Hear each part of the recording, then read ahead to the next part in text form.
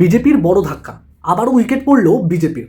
ভোটের আগে বিজেপি যেভাবে নোংরামি শুরু করেছে বাংলায়, তার জন্য কোনো বিজেপি নেতারা আর বিজেপির সাথে থাকতে রাজি নয়।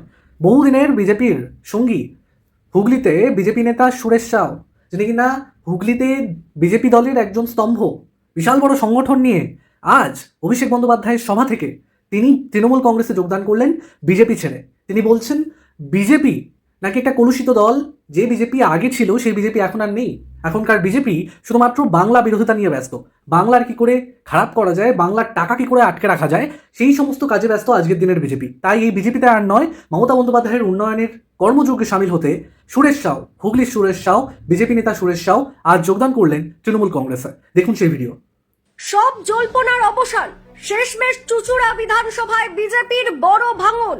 অভিষেকের হাত ধরে বিজেপি ছেড়ে তৃণমূলে যোগদান করলেন চুচুড়ার লড়াকু বিজেপি নেতা সুরেশ সাউ। জল্পনা আগে থেকে শুরু হয়েছিল যে তিনি বিজেপি থেকে তৃণমূলে জয়েন করবেন। আজ সেই জল্পনার অবসান ঘটল সাহাগঞ্জের ডানলপ মাঠে। সুরেশ সাউয়ের তৃণমূলে যোগদান চুচুড়া বিধানসভার ক্ষেত্রে তৃণমূলের একটা বড় জয়ের আগাম বার্তা। এদিন সাহাগঞ্জের ডানলপ মাঠে সুরেশ সাউয়ের সাথে একাধিক বিজেপি কর্মীরাও তৃণমূলে যোগ দেন।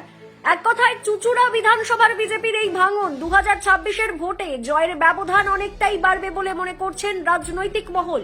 সুরেশ সাউয়ের বিজেপির ছেড়ে তৃণমূলে যোগদান চুচুড়া বিধানসভার প্রার্থী সুবীর নাগের ওপর কতটা চাপ বাড়বে সেটা নিয়েও কিন্তু প্রশ্ন উঠছে।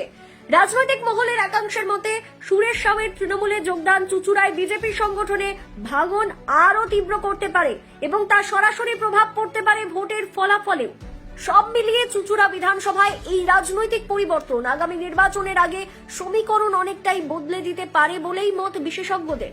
কারণ সুরেশ দীর্ঘদিনের বিজেপির লড়াকু নেতা ছিলেন, কিভাবে বিজেপিকে ভাঙতে হবে সেটা কিন্তু তিনি ভালো করেই জানেন। রাজনৈতিক মহল মনে করছেন সুরেশ সেই খেলা খেলবে চুচুড়া বিধানসভায় তৃণমূলের হয়ে, যা কিনা ভোট বাক্সে প্রভাব পড়বে অনেকটাই।